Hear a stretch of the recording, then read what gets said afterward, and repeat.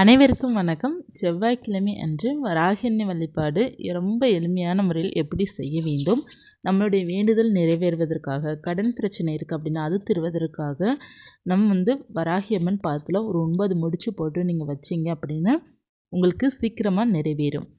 உங்களுக்கு 9 நாட்களுக்குள்ளே அந்த வேண்டுதல் நிறைவேறிடும். எப்படிப்பட்ட வேண்டுதலாக இருந்தாலும் வராகி அன்னை பாதத்தில் வச்சுட்டிங்க அப்படின்னா சீக்கிரமாக அவங்க நிறைவேற்றி கொடுப்பாங்க. வராகி அன்னை வழிபாடு செய்யும் பக்தர்கள், அதாவது படமோ சிலையோ இருக்கின்றது அப்படிங்கிறவங்க இந்த வழிபாடு செய்துக்கோங்க. வராகி அன்னை வழிபாடு செய்தது கிடையாது, பஞ்சமி தினத்தன்று மட்டும்தான் நாங்கள் வழிபாடு செய்வோம் அப்படி இருப்பவர்கள் இந்த முடிச்சை மட்டும் போட்டு உங்கள் வீட்டில் பூஜை அறையில் வராகி அம்மனை நினைத்து நீங்கள் விளக்கு பக்கத்தில் வச்சுடுங்க. வராகி அன்னைக்கு வழிபாடு செய்பவர்கள் வராகி அன்னைக்கு நெய் தீபமோ அல்லது நல்லெண்ணெய் தீபமோ ஏற்றி வச்சுக்கோங்க.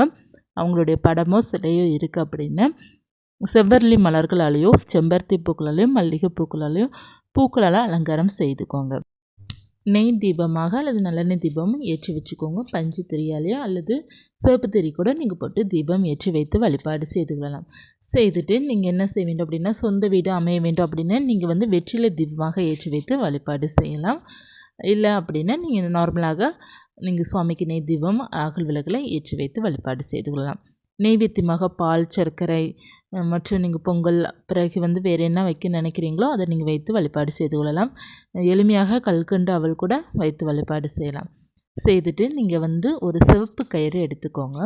அந்த சிவப்பு கயிறில் உங்களுடைய வேண்டுதல் என்னென்னு முதல்ல நினச்சிக்கோங்க. ஒரே ஒரு வேண்டுதல் மட்டும் வைத்து வழிபாடு செய்யுங்க. அந்த ஒரே வேண்டுதலை வைத்து 9 முடிச்சு அந்த சிவப்பு கயிறில் போட்டு விடுங்க. ஒவ்வொரு முடிச்சா பக்கத்தில் போட்டுக்கோங்க. முதல் முடிச்சு போடும்போது வராகி அன்னைக்கு வேண்டிட்டு, தாயே என்னுடைய வேண்டுதல் இது நிறைவேற வேண்டும். ஒன்று கடன் பிரச்சனை எனக்கு தீர வேண்டும், அல்லது பணம் சேர வேண்டும், அல்லது திருமணம் நடக்க வேண்டும், அல்லது குழந்தை பாக்கியம் வேண்டும், மற்றும் சொந்த வீடு அமைய வேண்டும். உங்களுடைய என்ன வேண்டுதல் இருக்கோ, அல்லது பிரச்சனைகள் குடும்பத்தில் தேவையில்லாத பிரச்சனைகள் இருக்குது, தேவையில்லாமல் மனச்சங்கடங்கள் இருக்குது, கணவன் மனைவிக்குள்ளே ஒரு ஒற்றுமையே இல்லாமல் இருக்குது, ரொம்ப பார்த்தீங்க அப்படின்னா பிரச்சனை இருக்குது, பிரிவினைகள் இருக்குது, இல்லை எதற்கெடுத்தாலும் சண்டை அடிக்கடி வருது, அப்படி இருப்பவர்கள் எல்லாருமே இந்த முடிச்சு போட்டு வைத்து வழிபாடு செய்யலாம். என்ன வேண்டுதல் இருந்தாலும் முதல் முடிச்சு போட்டு நீங்கள் சுவாமிகிட்ட வேண்டிட்டு உங்களுடைய கோரிக்கைகளை சொல்லுங்கள். எனக்கு இந்த மாதிரி பிரச்சனை இருக்குது தாயே, நீங்கள் தான் எனக்கு சரி பண்ணி கொடுக்கணும், இல்லைன்னா இவ்வளோ கடன் இருக்குது அந்த கடனை தீர்த்து வச்சுடுங்க அப்படிங்கிறத என்ன வேண்டுதல் இருக்கோ அந்த வேண்டுதலை சொல்லி அந்த முடிச்சை போட்டுருங்க. 9 முடிச்சு போடணும். போட்டுட்டு அதை நீங்கள் அப்படியே வராகி அம்மன் பாதத்தில் வச்சுருங்க. ஒரு தட்டு, தாம்பழத்தட்டோ அல்லது ஒரு இலை மேலே வைத்து சுவாமி படத்திற்கிட்ட வச்சுருங்க. வராகி அன்னை படம் இருக்குன்னா படத்திற்கிட்ட வச்சுருங்க, சிலை இருக்குன்னா சிலைக்கிட்ட வச்சுருங்க. வராகி அம்மன் படமும் சிலை இல்லை அப்படின்னா வராகி அம்மனுக்கு விளக்கேற்றி வச்சுருப்பீங்க பார்த்தீங்களா, அந்த விளக்குக்கிட்ட வச்சுருங்க. அல்லது பொதுவாக காமாட்சி அம்மன் விளக்குக்கிட்ட கூட நீங்கள் வைத்துக்கொள்ளலாம். வைத்துட்டு நீங்கள் உங்களுடைய கோரிக்கைகளை நினச்சி வழிபாடு செய்துட்டு வராகி அம்மனுடைய நாமம் ஓம் ஸ்ரீம் வராகி நமக அப்படிங்கிற மந்திரத்தை 9 முறை சொல்லிக்கோங்க. சொல்லிவிட்டு நீங்கள் மன உருகி வேண்டிக்கோங்க. என்னுடைய வேண்டுதல் எனக்கு சீக்கிரமாக நிறைவேற வேண்டும் அப்படின்ட்டு வேண்டிக்கோங்க. வேண்டிட்டு 9 நாட்கள் கழித்து இது கயிறு இருக்குது பார்த்தீங்களா, அதை எடுத்து நீங்கள் ஒரு மரத்துக்கடியிலையோ ஓடும் தண்ணீர்லையோ நீங்கள் போட்டுடலாம். கட்டாயமாக இந்த 9 நாட்களுக்குள்ளே உங்களுக்கு மிராக்கள் நடக்கும்.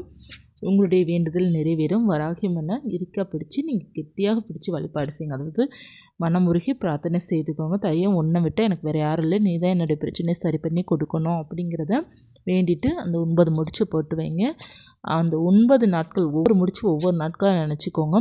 9 முடிச்சு 9 நாட்களுக்குள்ளே உங்களுக்கு அந்த பிரச்சனைக்கான தீர்வு கிடைக்கும். அதற்கான வழிகளும் உங்களுக்கு கிடைக்கும். சீக்கிரமாகவே எல்லாமே உங்களுக்கு ஆசைகள் எல்லாம் நிறைவேறும். உண்மையான பக்தியுடன் உண்மையாக வராகி அம்மனை சரணாகதி அடைந்து வழிபாடு செய்யுங்க. வரங்கள் அனைத்தும் வராகி அன்னை தருவாங்க. உங்களால் எவ்வளோ எளிமையாக வழிபாடு செய்ய முடியுமோ அவ்வளோ எளிமையாக வழிபாடு செஞ்சாலே போதும், பல நன்மைகள் உங்களுக்கு கிடைக்கும்.